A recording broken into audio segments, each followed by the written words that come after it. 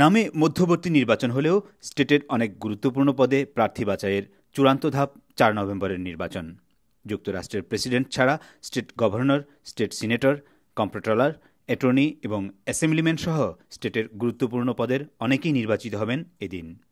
তাই এই নির্বাচন বাংলাদেশি কমিউনিটির জন্য গুরুত্বপূর্ণ বলে জানান কমিউনিটি নেতা মাফ মেজবাউদ্দিন। আমাদের কমিউনিটিতে গুরুত্বটা হচ্ছে সবচেয়ে ইম্পর্টেন্ট সেটা হচ্ছে especially in New York State governor election is there, New York State controller election is there, New York State attorney general's election is there, and then there are senatorial election.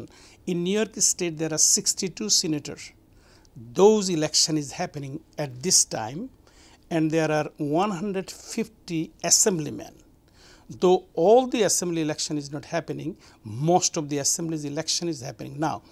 In every and each community, there is a assemblyman, there is a senator, state senator I am talking about, and also the community is also under the state governor, controller and attorney general. So definitely this election brings very importance to the community, and that is why community must be involved in deciding who will be the elected in those positions. নিজের এবং কমিউনিটির উন্নয়নের স্বার্থে নির্বাচনকে অবহেলা না করারও আহ্বান জানান তিনি। এজন্য প্রত্যেককে নিজে এবং নিজের প্রতিবেশীকে ভোটাধিকার প্রয়োগে উদ্বুদ্ধ করার কথাও বলেন তিনি। যে ক্যান্ডিডেটের মাধ্যমে আমাদের সমস্যাগুলো তুলে ধরতে পারি তাদেরকেই আমরা সাধারণত সাপোর্ট করি। আমাদের দেশের মতো এখানে ক্যান্ডিডেটদের পিছনে আমরা দৌড়াই না, ক্যান্ডিডেটরা আমাদের পিছনে দৌড়ায়।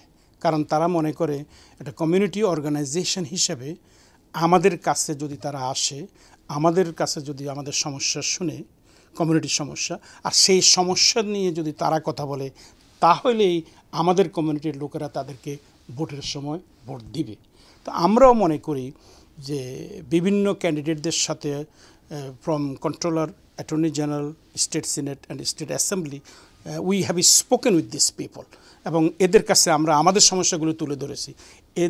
যেসব ক্যান্ডিডেটগুলো আমাদের সমস্যাকে প্রাধান্য দিচ্ছে তাদের ক্যাম্পেইনের ভিতরে, আমরা তাদেরকে এন্ডোর্স করছি, তাদেরকে সাপোর্ট করি। তাদের জন্য আমরা ডোর টু ডোরে যাই, নক করি, কল করি।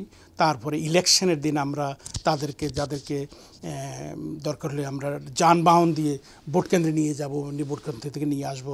All this we do voluntarily, because we know যে এরা যদি ইলেক্টেড হয় তাহলে তারা আমাদের কমিউনিটির বিষয়গুলি জানে, এবং সে অনুযায়ী ইলেক্টেড হওয়ার পরে কমিউনিটির ওইসব সমস্যাগুলি তারা সমাধানের চেষ্টা করবে। ভোটারদেরকে এ নিয়ে সচেতন করার পাশাপাশি নির্বাচনের দিন ভোটারদেরকে ভোট কেন্দ্রে যেতে কার্যকর ব্যবস্থা নিতে কমিউনিটির নেতৃবৃন্দের প্রতি আহ্বান জানান বাংলাদেশি কমিউনিটির এই নেতা। আমরা আসলে সাধারণত অনেক আগে থেকেই লোকদেরকে বাসায় বাসায় কল করে থাকি, এবং বাসায় গিয়ে আমরা ডোর নক করে যদি বাসায় লোক থাকে তাহলে তাদের সাথে সরাসরি আলোচনা করি। তো আমরা আমাদের কমিউনিটির অর্গানাইজেশন থেকে আমরা চেষ্টা করতেছি আমাদের লোকদেরকে সেই ব্যাপারে সচেতন করে নিতে, এডুকেট করে নিতে, যাতে করে তারা মনে করে যে ইলেকশনের দিন আমাকে ভোট দিতেই হবে এই 15 ঘন্টার ভিতরে। আচ্ছা, এছাড়াও কিন্তু কেউ যদি মনে করে আমার শুধুমাত্র রোববারে বন্ধ, ভোট হচ্ছে মঙ্গলবারে, এই দেশে সবসময় মঙ্গলবারেই ভোট হয়, তাহলে আমি রোববারে ভোট দিতে গেলে কী করতে হবে? তাহলে তারা ভোটের জন্য সেটা তারা মেইল ব্যালট সংগ্রহ করতে পারে, সেটাও আমরা তাদেরকে বলি। প্রত্যেকে তার ভোটাধিকার প্রয়োগ করলেই মূলধারায় নিজের এবং কমিউনিটির গুরুত্ব এবং অবস্থান সংহত করা যাবে বলেও মনে করেন মাফ মেজবাউদ্দিন। আবিদুর রহিম, টাইম টেলিভিশন, নিউ ইয়র্ক।